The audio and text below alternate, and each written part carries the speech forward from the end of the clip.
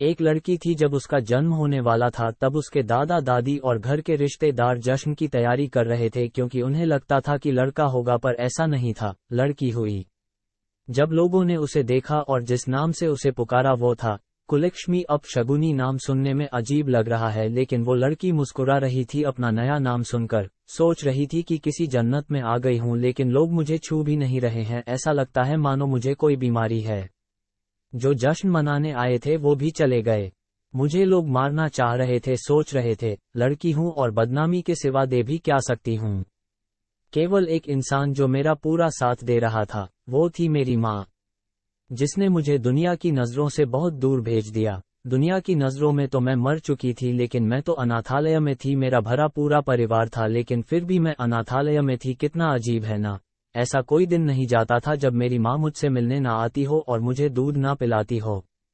मेरी पूरी देख रेख करती थी मेरी माँ, और परिवार वालों से झूठ बोलती थी कि मैं अपने सहेली से मिलने जा रही हूँ। हर रोज माँ नए बहाने बनाती थी मुझसे मिलने के लिए, लेकिन एक दिन मुझे तेज बुखार हो गया और उस दिन माँ पूरे दिन मेरे साथ रही और मुझे सुलाकर ही वापस घर गई।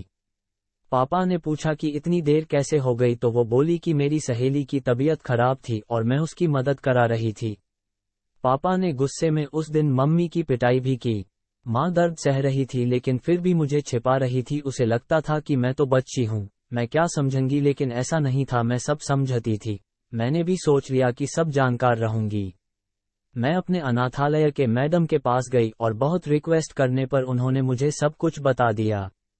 ये सब सुनकर मुझे बहुत गुस्सा आया। मैंने तभी सोच लिया कि कुछ अलग करके दिखाना है। कुछ बड़ी हुई तो मैंने बॉक्सिंग क्लब ज्वाइन कर लिया।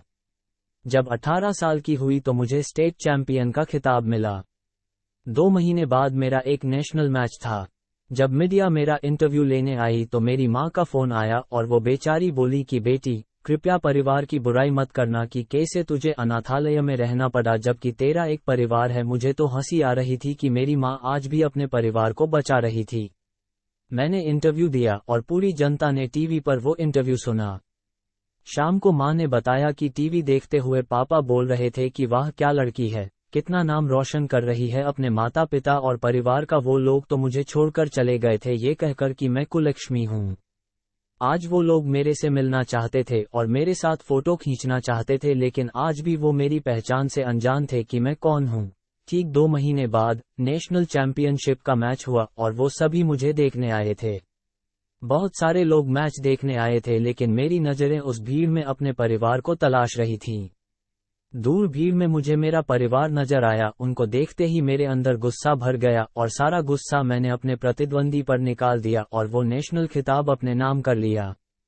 फिर क्या, लोग मुझसे मेरे परिवार के बारे में पूछने लगे।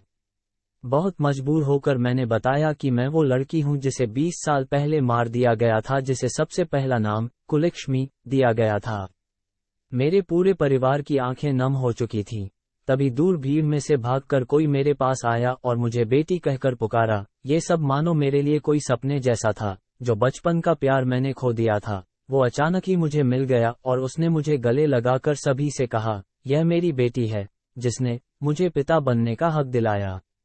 सभी लोग मेरे से माफी मांग रहे थे और मेरी माँ जो अब रोने से नहीं रुक रही थी, मैं माँ के पास गई और उन्हें गले लगाकर रोने लगी। तब मेरी माँ ने सबसे कहा, ए बेटियां है बोझ नहीं,